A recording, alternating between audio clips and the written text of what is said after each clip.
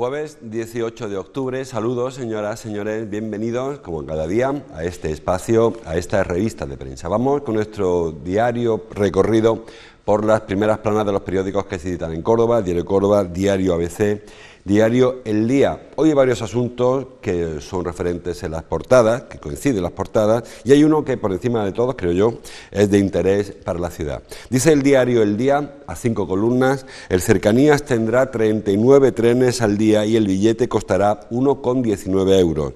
El movimiento ciudadano se queja de que se apliquen tarifas de media distancia. El recorrido entre Villarrubia y Alcolea se hará en 25 minutos y habrá descuentos. También en el diario ABC, referencia a este asunto, en el sumario, el Cercanías arranca con altos precios que ponen en tela de juicio su viabilidad. Y en el diario Córdoba hay un cintillo a la portada, Cercanías de 1,90 a 2,80 euros. El precio del servicio ferroviario puesto por Renfe variará en función del trayecto. Bueno, pues ayer conocimos detalles del Cercanías, del servicio de Cercanías que se pondrá en marcha, como hemos leído, el día 29 de octubre, después de bastante tiempo en el que se lleva planeando este nuevo servicio, y la verdad es que no está satisfaciendo las necesidades o las demandas de casi nadie.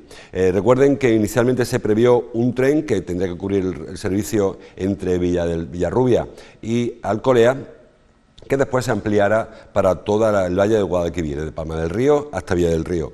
De aquel servicio ampliado nada se sabe, de hecho hemos hablado esta semana de las quejas del Ayuntamiento de Almodóvar, entre otros, también Palma del Río, Posada. Lo que pasa es que Almodóvar es de otro partido político y están haciendo más ruido. Como les digo, de la ampliación de este Cercanías corto, del Cercanías solamente del término municipal de Córdoba, de Villarrubia a Alcolea, y de su ampliación a toda la provincia de Córdoba. Pero es que incluso el Cercanías de Córdoba, ya cuando se anunció hace algunos días, recuerden, se anunció con algunas carencias. Por ejemplo, la de las estaciones. En principio, el tren cuenta con las paradas que ya conocemos, la de Villarrubia, El Higuerón, Córdoba y Rabanales, básicamente, y Alcolea. Y había previstas dos paradas más, la de Córdoba Este, que estará cuando se construya el apeadero en Chinales, en Valdoyeros, en esa zona, y la de Córdoba Oeste, que estará en el Parque Joyero Palmera. Cada una con un sentido, o sea, la del Parque Joyero previendo pues una afluencia de público cuando el Parque Joyero y el Palacio, el centro de convenciones funcione, y la de Córdoba Este, pues para atender a todos los vecinos de aquella zona que si no, no les merece la pena ir a la estación para coger un tren y volver casi a su casa. Bueno, pues como les digo, el tren se pone en marcha, el Cercanías, sin esos dos apeaderos, que no se sabe nada de ellos, solamente promesas de que se van a llevar a cabo, y luego una ampliación de horarios que tampoco acaba de satisfacer a los usuarios, porque lo que se ha hecho en realidad es mantener el servicio actual, que ya presta el tren desde Córdoba al campus, a la universidad, a Rabanales, ampliarlo durante algunos de los itinerarios del día y llevarlo hasta Villarrubia y hasta Alcolea, pero manteniendo las frecuencias prácticamente las mismas, es decir, no se implementa el servicio que había, sino que se extiende el servicio de Rabanales algunas horas al día, en los fines de semana que antes no había, llevarlos hasta esas barreras periféricas. El último punto de discordia que conocimos ayer, unas que se conocieron también los horarios, ha sido el del precio. En los billetes, el servicio se va a cubrir con trenes de media distancia y no con cercanías, como se hacía hasta ahora. Es decir, habrá trenes, que no significa que vaya todo el mundo sentado, que de 700 plazas solamente 125 asientos, el resto irán de pie como en el autobús, pero se va a hacer con media distancia. Eso significa que ya no tiene obligación el Renfe de cubrir su coste y se pondrá a precio de tarifa. Precio de tarifa que significa que si saco un billete desde Alcolea a Córdoba será más barato que si voy de Alcolea a Villarrubia, algo que los vecinos no querían, o los usuarios no querían, que era un billete único, igual que ocurre en un billete de Aucorsa. Da igual que vayamos del centro al sector sur que del sector sur al Brillante, vale igual, como saben. En este caso no valdrá igual. Cuando vayan a una estación a comprar su billete desde Alcolea a Córdoba valdrá un precio, desde Alcolea a Villarrubia valdrá otro, algo que, repito, no quieren los usuarios. Y luego el precio no va a ser el mismo que pagan ahora los estudiantes de Rabanales. Ellos sí, porque se mantiene para ese tramo el precio actual, porque un precio que, por cierto, está subvencionado en parte por la Universidad de Córdoba. Para ellos sí que se mantendrá los mismos precios, los mismos descuentos, la tarjeta mensual, etcétera, tarjeta semestral que tienen los estudiantes, pero sí para el resto de usuarios, que llegarán a pagar hasta 2,80 por un servicio desde Alcolea a Villarrubia, que es el servicio más largo. Se prevé que hayan descuentos, es decir, descuentos por bonos, descuentos por tarjetas mensuales, descuentos que con el tiempo irá incorporando Renfe. Pero hoy por hoy, el servicio que se pone en marcha, que se pondrá en marcha el día 29, dentro de 11 días, sale con unos precios, el mismo precio para Córdoba, que si hiciéramos un trayecto Córdoba-Sevilla, solo que por el tamaño, por la distancia, será más barato. Eso es un agravio. Por ejemplo, en Málaga no ocurre así. El cercanía de Málaga se paga con billete único, se paga a precio de cercanía. Igual ocurre en Madrid, igual ocurre en Zaragoza, ocurre en Santander. Son cercanías que se han puesto en marcha para vertebrar las poblaciones cercanas a los núcleos de población principales, en este caso Córdoba, con sus variedades periféricas o con su área metropolitana. Y repito que Córdoba en este sentido sale discriminada con respecto a otros servicios.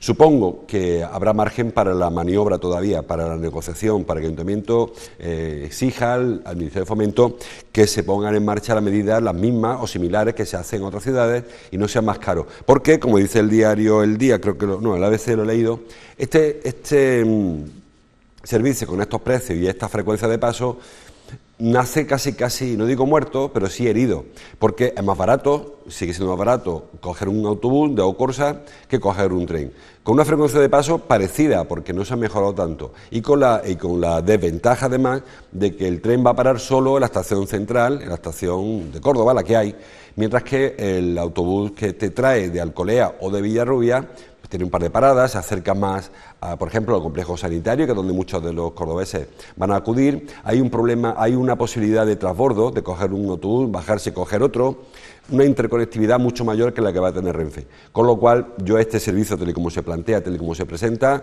creo que no es el servicio que queríamos y creo que no es el servicio que va a poder mantenerse, que no es un servicio sostenible. Con lo cual, claro, si Renfe pone en marcha un sistema que de por sí parece que nace un poco cojo, y hay que reestudiar porque saben que este tipo de servicios luego se reevalúan, se hacen su análisis, su valoración, a ver si merece la pena o no mantenerlo, no nace con las mejores de las perspectivas. Ojalá que todavía dé tiempo a modificar en parte, a cambiarlo y adaptarlo a lo que querían los vecinos. Todo el mundo ha protestado, de primera ya han protestado el Consejo de Movimiento Ciudadano, ha protestado la plataforma Metro Tren Ya, incluso los partidos, los de la oposición más que los del gobierno, lógicamente, por esta respuesta que ha tenido Renfe ante una demanda histórica de Córdoba. Y repito, solamente en el tramo del tren municipal, Villarrubia, Alcolea. Del otro, del de Palma del Río a Villa del Río, nada se sabe. Y de proyectos como de recuperar el tren de la Sierra, el tren del Morchón, para nada. O sea, que Córdoba tiene una aspiración histórica de recuperar sus líneas, sus comunicaciones por ferrocarril, que acabarían con algunos de los problemas, por ejemplo, el de circulación, el de acercar las poblaciones, las barreras periféricas a Córdoba, que no parece que tengan un horizonte a corto plazo, ni siquiera a medio plazo, de solución a los problemas. Más cosas. Hay otro asunto que también hay coincidencia en los periódicos y es el de la zona de la Ribera. Dice el diario El Día, volvemos al Día, vecinos de la Ribera piden medidas contra el ocio nocturno. Lo he leído también en el diario ABC, creo que ha sido. Sí, ABC, vecinos de la Ribera piden al Ayuntamiento la declaración de zona saturada. Llevamos ya bastantes meses oyendo a los vecinos de la Jerquía, en concreto de la zona del Club del Rastro, de la zona de la Ribera, Plaza del Potro, Ribera, quejándose del exceso de locales de ocio, locales de restauración y de ocio que se han ido poco a poco incorporando a la zona. Una zona que se puso de moda, sobre todo para los turistas, y que de paso ha llevado al calor del turismo a muchos cordobeses y cordobesas a esas zonas. Zonas que el fin de semana están absolutamente saturadas. Saben, hemos visto muchas imágenes de aceras donde no se puede pasar, de locales que cierran a 2 de la mañana, luego hay que recoger las mesas, hay que echar la persiana, calles muy estrechas donde el ruido es especialmente molesto y las perspectivas son de ampliaciones. Saben que hay un hotel previsto en el aparcamiento de Bodegas Campos y también hay en la esquina de Cruz del Rastro con la Ribera, un local que lleva años con una tapia, allí se pidió una licencia de apertura, una licencia de obras para un establecimiento comercial que ahora los vecinos sospechan se va a convertir en establecimiento de restauración, de hostelería, incluso de un pub se habla. No se sabe porque todavía yo al menos no conozco lo que quiere hacer el Grupo Barín con este local que es de su propiedad. La cosa que los vecinos quieren frenar esta proliferación de establecimientos de ocio y para ello solicitan al Ayuntamiento que lo declare zona saturada. La zona saturada, como bien saben, ya ocurrió en otros lugares de Córdoba, zona de Córdoba, limita la concesión de licencias para establecimientos que provoquen esas molestias de ruido. Asegura a los vecinos de la Jerquía, y repito, de esta zona sobre todo, calle La Feria, Cruz del Rastro, Plaza del Potro, aseguran que allí en fin de semana le da las 3, las 4 de la madrugada, entre los usuarios de los locales que abandonan el establecimiento y que no se dan cuenta que fuera ya no hay música, siguen hablando muy fuerte, y eso la noche molesta especialmente, como les digo, el retirar las mesas de la vía pública, el echar la persiana, etcétera, y les imposibilita el sueño. Bueno, pues estas peticiones que han ido como una gota fina calando en el ayuntamiento, ahora parece que van un poco más allá y solicitan esta zona saturada. Estamos, como siempre, enfrentando la conciliación del descanso con la del negocio. ¿Hasta qué punto Córdoba tiene que sacrificar la convivencia vecinal para que empresarios consigan atraer turistas a Córdoba? Pues ese es el debate. Los vecinos dicen que por encima del derecho a vender está el derecho a descansar, y recuerdan que hay otra zona de Córdoba que podríamos, bueno, pues descongestionar esta y trasladar parte del ocio a otros lugares. Esto va por moda, saben que ya ocurrió esto en Ciudad Jardín durante una etapa, ocurrió en el centro, ocurrió en polígonos, ahora en esta zona más susceptible, como les digo, porque es una zona en la que las calles son más estrechas, los vecinos están más encima de los locales y la densidad es tremenda. Alerta a los vecinos de esa zona, de la Medina, de la Jerquía, en este caso hablamos de la Jerquía, de la calle de la Feria hacia el este de Córdoba, alertan de que la población está abandonando esas zonas por las molestias. Si ya poco a poco cada vez más complicado entrar allí con vehículos, hay vecinos de una edad ya avanzada que no tienen manera de llegar hasta sus casas, ahora se añaden los inconvenientes de los grupos de usuarios, de clientes de estos locales que llegan, que abandonan la zona haciendo ruido, y los propios hosteleros que tampoco parece que tengan mucho miramiento a la hora de recoger la mesa, de las mesas, las sillas y de echar la persiana. Así que una polémica más y un nuevo debate ciudadano. ¿Hasta qué punto unos vecinos que habitualmente no viven allí hacen ruido y los que sí que viven allí pues les molesta esta actividad en la puerta de su casa? Bueno, en cuanto a las fotos, el diario El Día, una foto que firma Jordi Vidal, dice los últimos detalles para Flora. Bueno, ya estuvimos ya en el programa del magazine, tuvimos una pincelada de lo que va a ser la segunda edición de Flora, una edición, bueno, distinta, muy parecida a la del año pasado, más tematizada en torno al juego, donde habrá, pues eso, el juego de los patios en otoño, además con esta lluvia de hoy y que se esperan también para mañana cuando se inaugura Flora, mañana viernes. Bueno, pues puede ser que afecten algo, pero también tiene su encanto el patio en otoño. Estamos acostumbrados a ver el patio en mayo, en la primavera, con otro tipo de tipología floral, con flores. Normalmente en otoño hay menos flores en los patios, y ahora pues se trata de darle también un toque artístico, no solamente a la proliferación, a la cantidad del ornamento floral, sino también a la calidad. Bueno, pues habrá, como saben, a partir del viernes, esta segunda edición del Festival Flora, y pinceladas que van apareciendo. Hoy, por cierto, están en Córdoba los alcaldes de Sevilla, Granada, Málaga, creo, además Jaén, bueno, unos alcaldes andaluces, y van a aprovechar para dar un paseo, están para otra cosa, para una agenda, una especie de congreso o asamblea que hay en el Palacio de Congresos, y darán su paseo por Flora para verlo. Digo esto porque se nos ha intentado evitar o prohibir a todos los medios que entremos a los patios y los mostremos antes de la inauguración, que será mañana. Bueno, pues hoy lo veremos, porque al ir los alcaldes ya sí que se podrá entrar a alguno de estos patios. La foto es el del Palacio de Oribe. Saben que este año hay más instalaciones, hay menos instalaciones, pero más institucionales. En este caso vemos el montaje de Lola Guerrera, que es una de las artistas cordobesas que participan en Flora, en el Palacio de Oribe, como les digo. La foto del diario Córdoba es para Inmaculada Secilla. Bueno, pues estamos hablando de cáncer de mama, ahí tienen el titular: aumentan un 40% en 10 años los casos de cáncer de mama en Córdoba. Detrás del repunte, dicen, están el sedentarismo, la obesidad y los embarazos más tardíos. Y en la foto, pues Inmaculada Secilla con la foto de su madre, dice el pie de foto: Inmaculada Secilla ha vencido la enfermedad que también padecieron su madre y su bisabuela. Bueno, parece que hay un carácter genético en este tumor, en el tumor en cáncer de mama, y que los investigadores trabajan para intentar evitar ese gen que bueno, hace más vulnerables a ciertas personas con respecto a otras. Ahí saben que se conmemora ahora el Día del Cáncer de Mama. Serie de actividades, creo que este fin de semana hay bastantes actos en este sentido, y se intenta también eliminar algunas leyendas urbanas o estos fake de internet, de Google, que en ocasiones perjudican el tratamiento contra esta enfermedad. Por ejemplo, lo decían ayer los investigadores, hay una creencia popular de que el cáncer de mama no es mortal, de que la mayoría de las mujeres que lo padecen lo sobreviven sin problema, y decían los médicos que no nos dejemos llevar por ese bulo, que el cáncer de mama hay que detectarlo, si es muy precoz la detección, es mucho más fácil combatirlo, pero que hay muchas mujeres que lamentablemente fallecen a consecuencia de este tipo de tumor. O por ejemplo el tema de las incidencias. Hay una sensación en la calle de que se está combatiendo y venciendo a este tumor. Pues bueno, pues el titular del Córdoba en ese sentido es absolutamente demoledor. Aumentan un 40% en 10 años los casos de cáncer de mama. Es decir, que no se puede relajar la guardia. Es verdad que de hace un par de siglos a ahora la lucha contra los tumores en general pues va avanzando, pero aún así es el gran problema de la sanidad del siglo XXI. Y en recorrido largo, y por supuesto no hay que, como les digo, relajarse, no hay que olvidar los diagnósticos lo más precoces posible, las visitas al médico, y cuando hay algún problema rápidamente acudir al médico de familia primero y luego al oncólogo, porque la lucha contra el cáncer consiste básicamente en detectarlo lo antes posible. Una vez que avanza saben que se complica muchísimo más este asunto. Bueno, más cosas del ámbito local.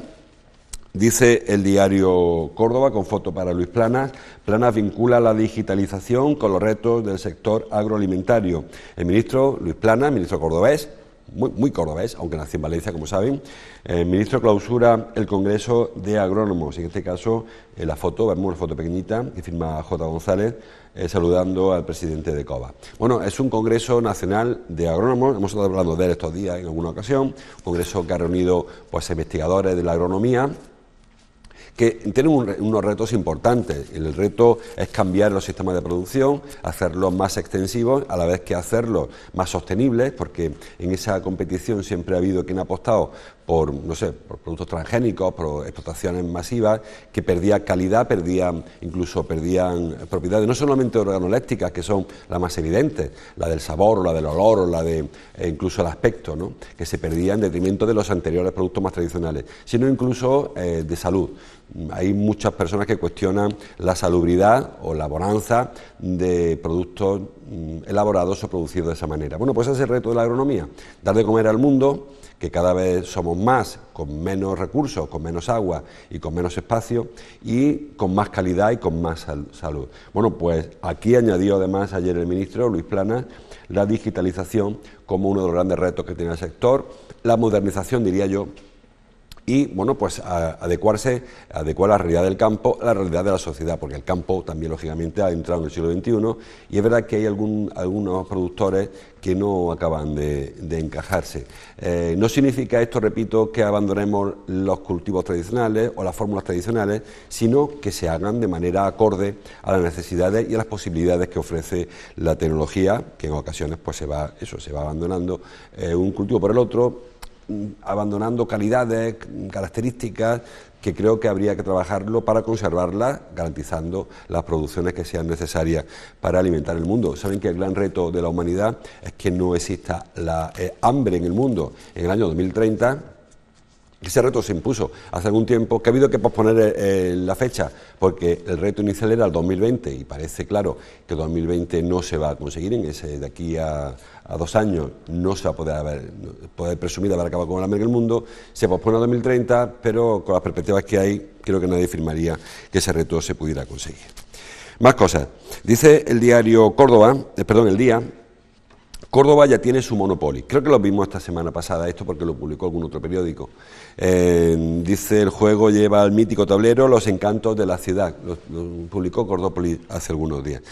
Bueno, pues saben que Monopoly, hay ahora un problema, entre comillas, los problemas de los juegos de mesa, porque están siendo barridos por los juegos de ordenador, y cada vez es más inhabitual ver a familias jugando al parchís, o al Monopoly, o al Risk, o lo que cada cual le guste jugar. Entonces lo que se está haciendo de alguna manera es adaptar, es buscar versiones. De hecho, Monopoly, que conocemos normalmente en España, es una adaptación del Monopoly que se inventó en Estados Unidos. El del Monopoly de la calle Serrano y de la estación de Las Delicias ya es una versión. Bueno, pues ahora se están haciendo otras versiones de otras ciudades. En este caso, el que presenta Eleven Force, que es la empresa que lo comercializa, pues trae un acercamiento hacia Córdoba. No busquen calles, porque lo que se está haciendo, lo que se han hecho en este Monopoly es pues caer en los patios, cae en un cortijo, cae en una festival de la guitarra, por ejemplo, cae en la velada de la Fuensanta. Bueno, es un Monopoly que no, en lugar de las calles que no son tan conocidas, las de Córdoba como las de otras ciudades, pues se adapta de alguna manera a lo cordobés con esta versión. Un juego que nace por fechas, ya lo están viendo, pensando en la Navidad, y que puede ser un regalo interesante para los cordobitas que nos guste presumir de Córdoba y tener este juego pues para echar las tardes de invierno. También de Córdoba, hablando de Córdoba, el diario El Día hace referencia a los barrios ignorados. Titula: Los barrios ignorados exigen ayudas a las instituciones. Ayer se produjo una concentración, bueno, no fue muy masiva, pero fue representativa, de la Asociación Andaluza de Barrios Ignorados, y piden ayuda. Hemos hablado esta semana bastante de este informe de la pobreza, disculpen, que alertaba no solo de la situación de pobreza, de riesgo de exclusión que sufren una parte importante de la población de Córdoba. Recuerden, hablamos del 30%. No solamente de eso digo, sino de que además la pobreza está concentrada y que la brecha entre los barrios más ricos y los barrios más pobres no solamente no se estrecha, sino que en ocasiones se agiganta. En Córdoba, saben, hay 3 zonas que están entre los 15 barrios más pobres o más deprimidos de España.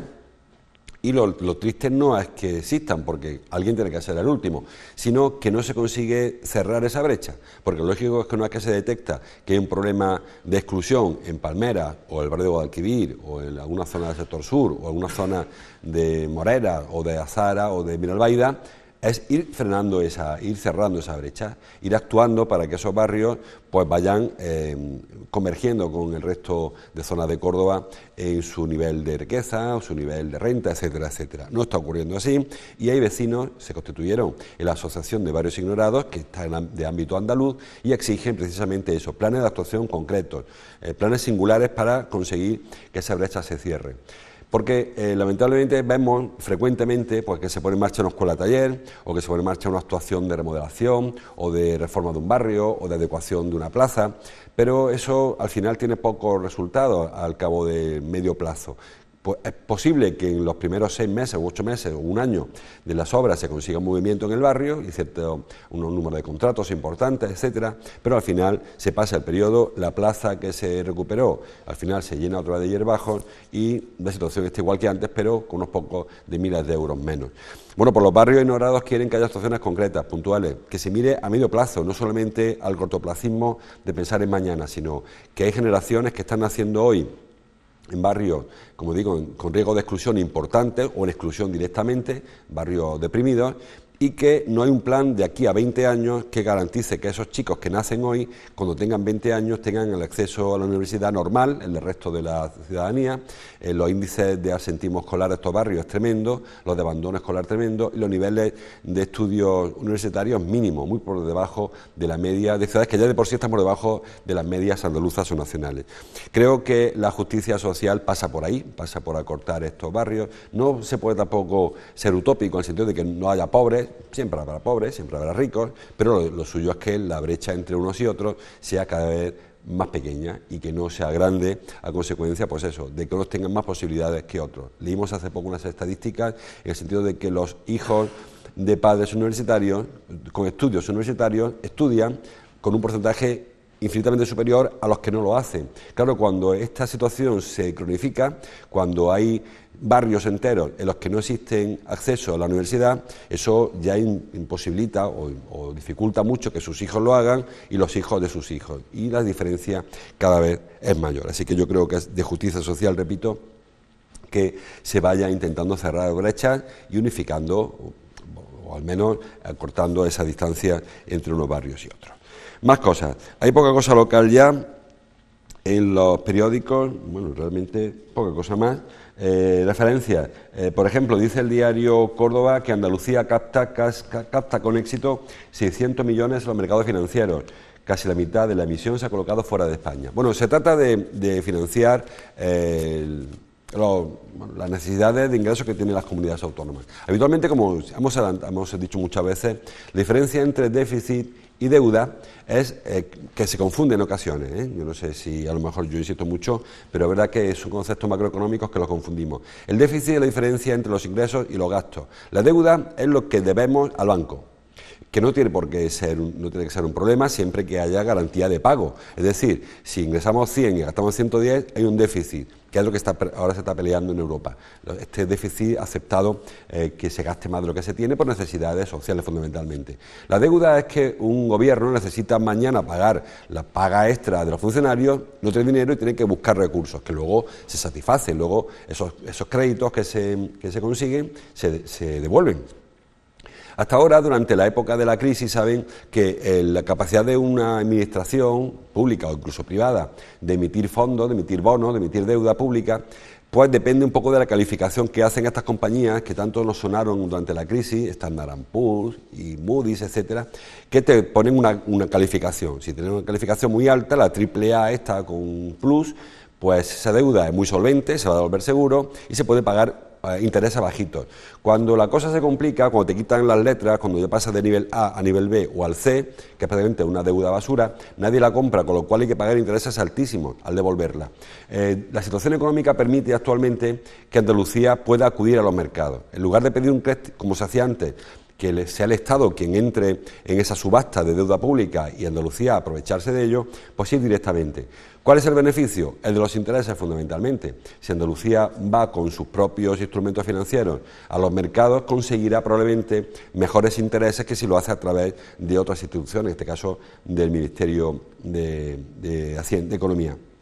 Así que después de mucho tiempo y de amagando, saben que Susana Díaz, o en concreto la que ahora administra María Jesús Montero, cuando era consejera de Hacienda, ya amagó a su antecesor, Cristóbal Montoro, amagó con que íbamos a salir del sistema de financiación del FLAD, del Fondo de Liquidez Autonómico, para ir directamente a los mercados. Al final se ha hecho y Andalucía ha acudido. Ha conseguido 600 millones, bueno, pues una cifra interesante. Repito que más que por la cifra en sí, por la cuantía que permite de anticipar pagos, etcétera, por la garantía y solvencia que genera Andalucía, o la credibilidad que genera nuestra institución en el resto de Europa. Y, como dice el diario Córdoba, fuera de Europa incluso. Se ha sacado mucho dinero fuera de España, incluso fuera de Europa, fondos de inversión.